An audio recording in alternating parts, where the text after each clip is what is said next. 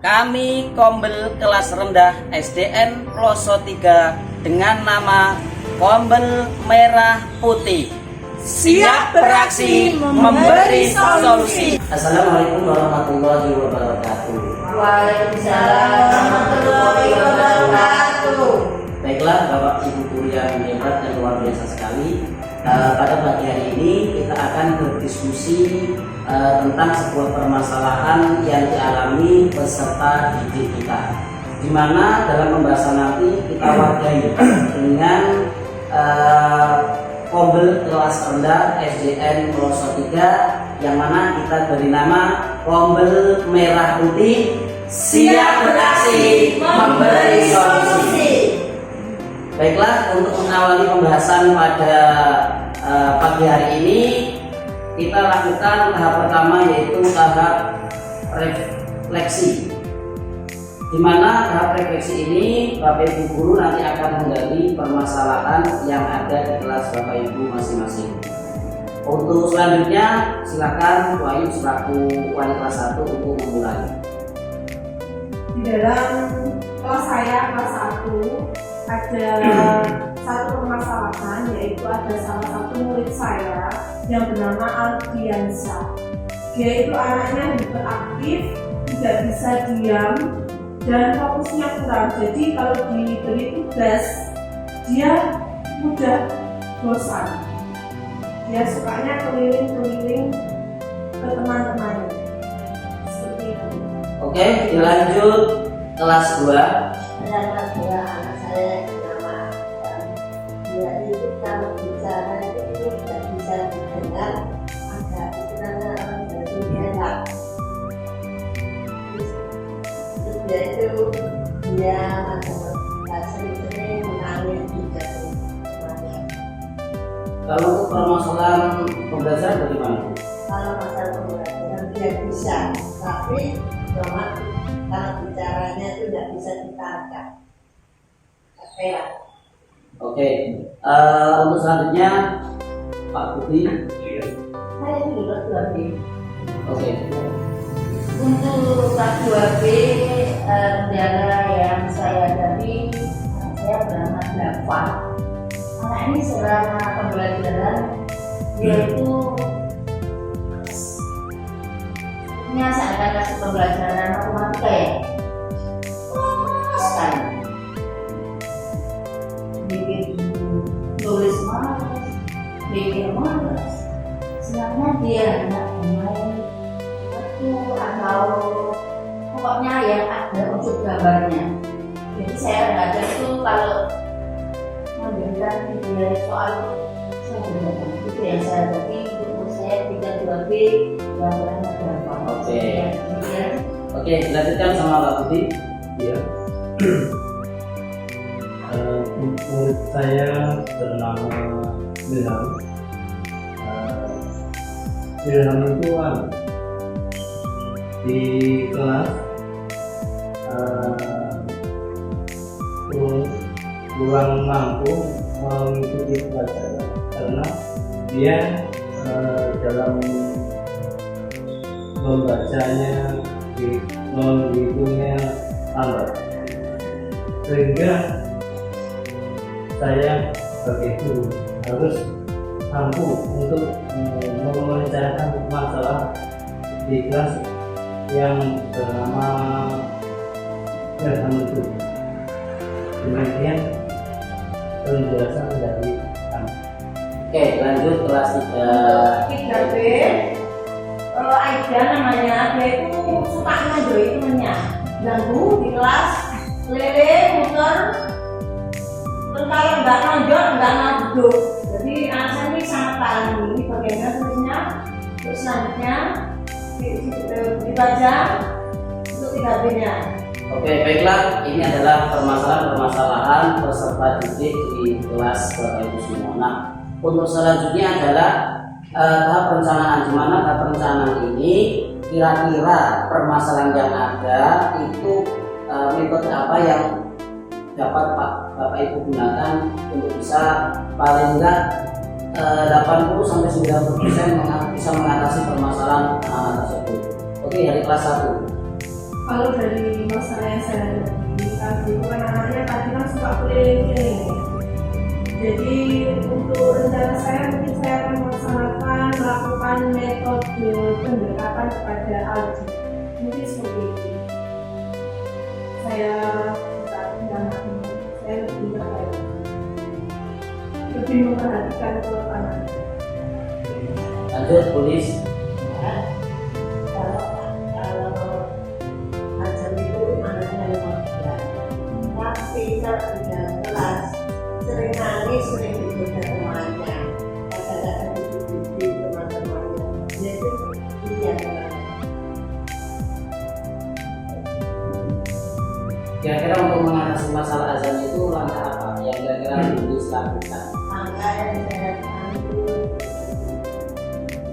sama Pendekatan ke si azan ya.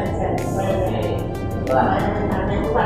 Lanjut, sudah. Ya, untuk 2B perencanaan yang mungkin akan saya lakukan dalam menghadapi school learning yang dialami oleh Dava ini, karena dia pemalas sehingga mungkin akan saya pakai waktu.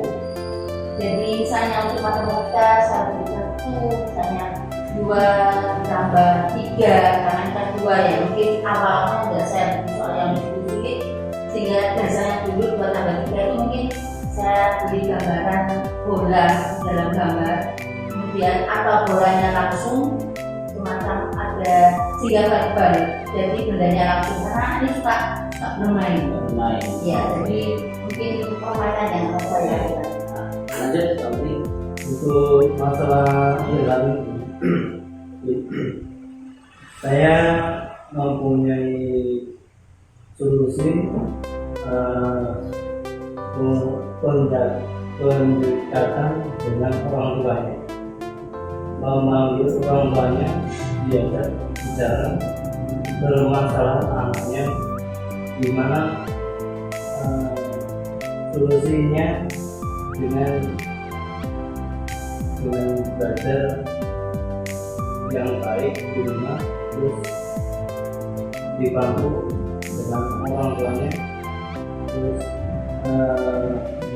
tidak cukup belajar dengan gurunya, tapi lebih banyak belajar di rumah. Berarti kolaborasi ya antara guru dan orang tua supaya si anak ini bisa ikuti pelajaran yang baik. Oke, lanjut, Bu Dewi. Untuk 3B sebenarnya anaknya pintar, cuman kan untuk saya sepakat dengan Pak Budi, saya akan berkolaborasi dengan orang tua. Saya panggil kenapa anaknya seperti ini, atau kurang sayang atau bagaimana, saya nggak tahu ya.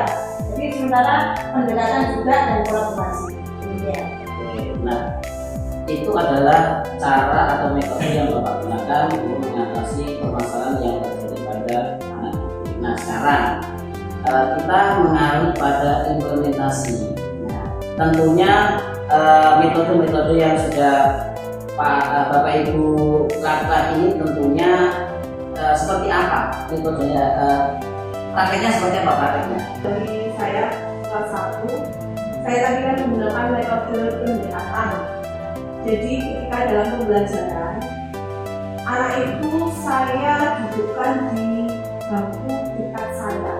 Jadi saya bisa memantau anaknya, bisa lebih fokus, maksudnya bisa lebih memperhatikannya lebih enak karena saya dikatakan kalau misalkan Aldi itu saya dudukkan di bangku belakang, saya akan kesulitan juga, dia juga pasti akan keliling juga. Jadi saya dengan cara itu tadi, saya dekatkan dengan saya, duduknya di depan, terus saya hampiri dia, saya dekati dia, saya kasih tahu dia kalau mengganggu teman itu tidak baik, dan saya berikan soal sendiri biasanya. Saya tidak samakan pelajarannya atau materinya atau LKPD-nya, saya bedakan. Karena selain dia anaknya hiperaktif, dia juga lambat belajarnya karena tadi dia kan berkebutuhan khusus. Jadi ya itu tadi, saya lebih ke anaknya. Oke, langsung aja ke Sundari. Merupakan kelas 2. Ya, kelas 2. Ya, kelas 2 karena yang saya ambil adalah metodenya kan itu gambar. Jadi anak ini saya sendirikan dulu, saya bersama dengan yang lainnya. Untuk yang lainnya saya beri pengertian bahwa mengapa gambar saya sendirikan kadang-kadang itu anak itu iri, maunya seperti di pelakon seperti gambar, minta gambar-gambar, itu yang saya hadapi. Akhirnya anak ini satu begini, misalnya 15 tambah 5. Saya tahu dulu gambar dulu apa gambar sendiri. Kadang-kadang kita gambar sendiri. Misalnya dia gambar bola, saat di kertas untuk dia gambar bola itu saya suruh, ayo coba gambar 14 bola yang gambar. Kemudian tambah lagi, saya kasih kertas lagi, gambar apa lagi? Misalnya lagi aja kita. Kemudian misalnya buku tambah 5, punya 5. Kemudian dia gambar sendiri. Ini tujuan saya melatih supaya dia juga pandai menggambar dan juga pandai berhitung. Kemudian setelah itu saya suruh, ayo coba ini yang kamu gambar tadi ditambah ini berapa jumlahnya, dia hitung. Dia mau lagi. Tetapi ini skalanya hanya pada bilangan yang mungkin hanya 50 ke bawah. Karena kan tidak cukup kalau gambar lama-lama kasih anaknya itu. Jadi anak saya menggambar, kadang-kadang saya yang menggambar, saya sendirikan, soalnya anak ini kadang-kadang saya tanya, coba 15 tambah 5 ada berapa? Maka saya turun hitung lagi dengan gambarnya. Nah sekarang dicoba dulu, tidak boleh menggambar, itu tujuan saya untuk mengantisipasi biar anak ini dari malesnya untuk menjadi dia semangat. Sementara itu. Langsung ke Bu Jarwi. Kalau saya untuk 3B-nya, saya akan beri bangku khusus dia di depan, nggak kumpul teman-temannya. Jadi dia nggak goda, dia fokus mengerjakan dirinya sendiri. Kadang-kadang dia jauh-jauh temennya, menunjuk temennya sebelahnya itu sering kayak gitu. Jadi itu harus saya kasih bangku sendiri, duduk sendiri, tanpa ada temannya. Tapi tetap di satu kelas, tidak di lain kelas. Demikian. Oke. Sebagai tahap akhir evaluasi. Nah, dari metode yang Bapak Ibu gunakan tadi, kira-kira berapa persenkah hasil dari metode yang Bapak Ibu gunakan? Kalau dari kelas 1 tadi, alhamdulillah dengan metode yang saya berikan, metode pendekatan, sekarang Aldi sudah mengalami peningkatan. Sudah ada kenaikan kurang lebih 85%. Yang semula dia aktif, sekarang dia bisa lebih fokus dan menurut sama gurunya. Yang dulunya dia tidak menurut, dan itu sekarang dia lebih menurut dan dia mau mengerjakan tugas yang saya berikan. Dari hasil yang saya gunakan yaitu waktu digambar, yang berawal anak ini males, akhirnya dia semangat dengan menggambar, kemudian dengan menghitung juga gambar-gambarnya. Akhirnya ada satu kita sekarang tidak semangat gambar karena sudah masuk gambar terlalu lama. Akhirnya insya Allah alhamdulillah 80% dia nggak bisa menghitung 15 tambah 5 itu 15-nya di mulut maksudnya tambah 5 sipen kan. Jadi mencapaiannya itu lambat tahunnya ini sudah anak ini maksudnya berkurang. Oke, Jari. Untuk 3B ya alhamdulillah 80% lah. Tiap hari nggak ada laporan untuk yang mukul. Agak berkurang ya, mulai dia membuat anaknya sudah bisa ngering nantemnya anaknya itu temennya itu tadi 80% lah artinya ya nggak seperti biasanya. Oke, terima kasih Bapak Ibu yang hebat. Inilah hasil diskusi kami, yaitu Pombel Merah Putih siap beraksi memberi solusi. Mudah-mudahan Pombel ini kedepannya selalu bisa berjalan sehingga sedikit demi sedikit bisa mengatasi permasalahan-permasalahan yang ada atau yang dialami oleh anak didik kita. Oke, kita tutup dengan ucapan Alhamdulillah.